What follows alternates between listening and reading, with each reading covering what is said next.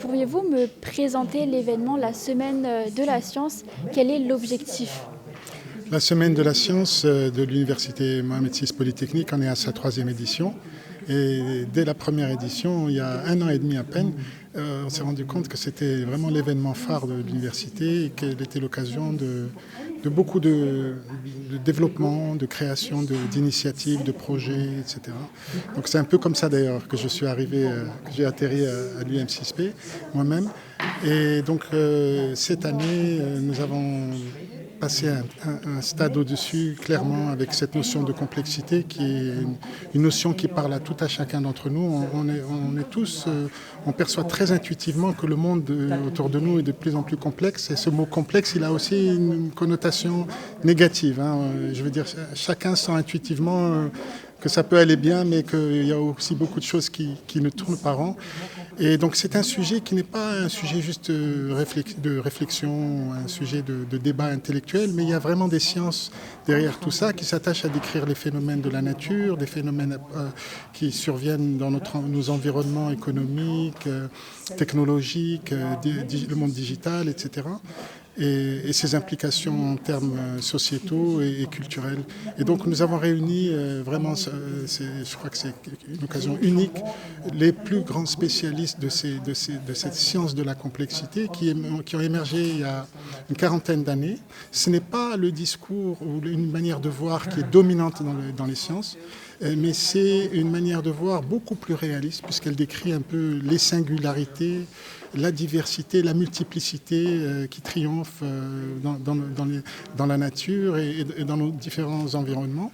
Et donc l'idée au travers de cette semaine, c'est de réfléchir tous ensemble, de partager, de débattre et d'aller au-delà du cercle des spécialistes ou des scientifiques pointus, parce que clairement ces très grandes personnalités scientifiques ont vraiment, leurs travaux ont des implications culturelles, philosophiques, vraiment sociologiques.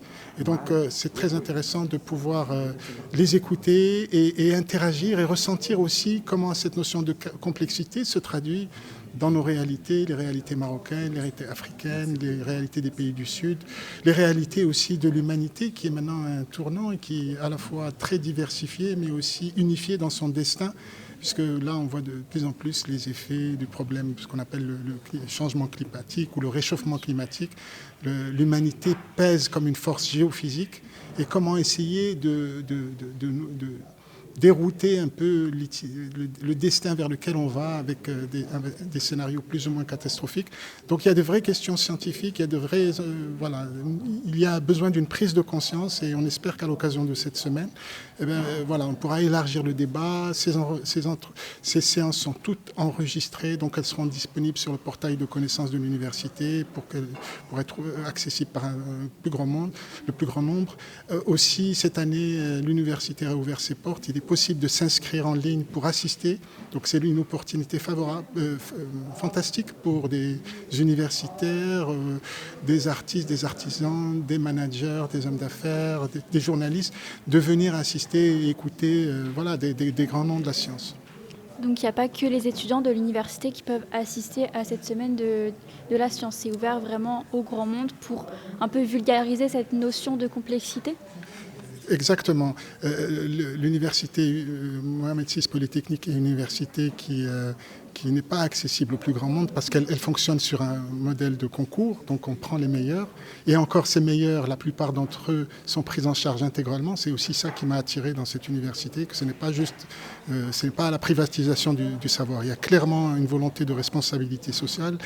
Et du fait que cette université n'est pas forcément ouverte dans sa vie de tous les jours à un public extra-universitaire, la Semaine de la Science ouvre la possibilité d'ouvrir ses portes et de pouvoir avoir accès à, justement au débat, au milieu, à une créativité, à une ambiance. Je pense que c'est vraiment une semaine à vivre sur le plan non seulement intellectuel, mais au niveau de la convivialité entre les chercheurs, les professeurs, les éminents professeurs de l'université, mais aussi ceux qui viennent de l'extérieur. Et encore une fois, c'est aussi accessible depuis le portail de connaissances de l'université Mohamed VI Polytechnique. Et est-ce que les étudiants qui assistent aux conférences, mais physiques, pas virtuelles, est-ce qu'ils peuvent faire valoir un peu leur point de vue? Est-ce qu'il y a vraiment un échange entre les scientifiques qui sont connus mondialement et les étudiants de l'université? Alors, il y a un dispositif qui utilise un logiciel, je n'ai pas le nom en tête, mais je sais qu'ils peuvent en direct évaluer les interventions, poser des questions. Donc, on peut avoir des nuages sémantiques de mots pour voir un peu ce qu'ils ont retenu ou un peu leur critique, leur point de vue et les questions qui seront posées. Et puis on encourage, il est fortement encouragé, les étudiants, mais pas simplement tout le public, d'interagir avec les intervenants hors des sessions plénières, dans ce fabuleux espace. Voilà, le campus est un espace très accueillant, avec, voilà, il y a beaucoup de convivialité, donc des discussions un peu off the record pour pouvoir poursuivre la conversation créatrice. D'accord, donc ça va vraiment être une semaine axée sur l'échange. Et pourquoi avoir parlé de la culture? Parce que le nom, c'est Semaine de la science. Pourquoi parler de la culture? Clairement, comme j'ai dit, cette semaine de la science, je ne suis pas l'organisateur officiel. Moi, je suis professeur à l'Africa Business School de l'UM6P et je suis titulaire de la chaire Complexité et Humanité au pluriel. Mais j'ai donné un coup de main aux organisateurs de la semaine de la science, que sont Fouad Lahoui et Saad Tazi. Mais clairement, comme je dis, cette semaine de la science joue un rôle un peu moteur, vraiment. Et clairement, elle monte en gamme et en puissance à chaque édition. Non? Là, il y a déjà deux livres qui sont sortis pour les 2 premiers actes.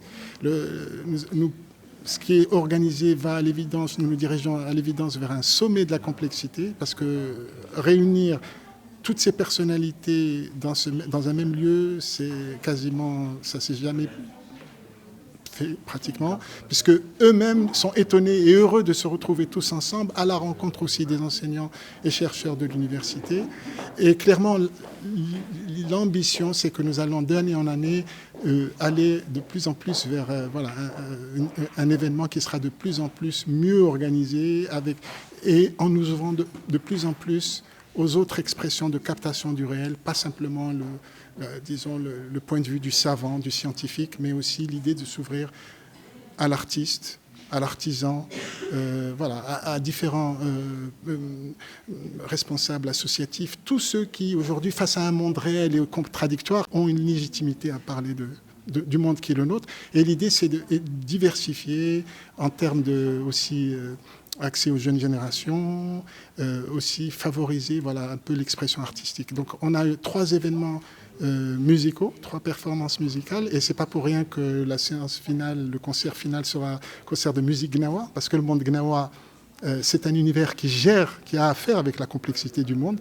Donc ça sera très intéressant de voir cette expression vernaculaire magnifique de notre culture. Et probablement que l'année prochaine, cette dimension artistique, musicale va être encore plus mise en emphase. D'accord, donc ça a vraiment vocation, ce projet, à grandir et à se développer. Oui, écoutez, j'ai trouvé une expression pour décrire un peu, c'est pas une ambition clairement affichée, mais clairement l'écosystème UM6P est un cas assez particulier et c'est lui-même un phénomène d'émergence et de complexité. Je vois, d'après le témoignage de nombreux visiteurs scientifiques, cette évolution d'une jeune université très ambitieuse et assez singulière. Et cet événement, cette semaine de la science peut possiblement constituer une sorte de petit sommet de Davos de la science. C'est un peu ça. Ce n'est pas affiché clairement, mais il y a cette possibilité-là, cette potentialité de faire que Aben Guerril, qui était un lieu improbable, une région minière de la province de Hamna, dans la région de Marrakech, aujourd'hui, dans cette région, il y a une cité du savoir qui est en train de voir le jour, ce que j'appelle la plaine qui pense. Donc, je pense que l'avenir, je vois en tout cas un avenir très très intéressant au sein de cet écosystème.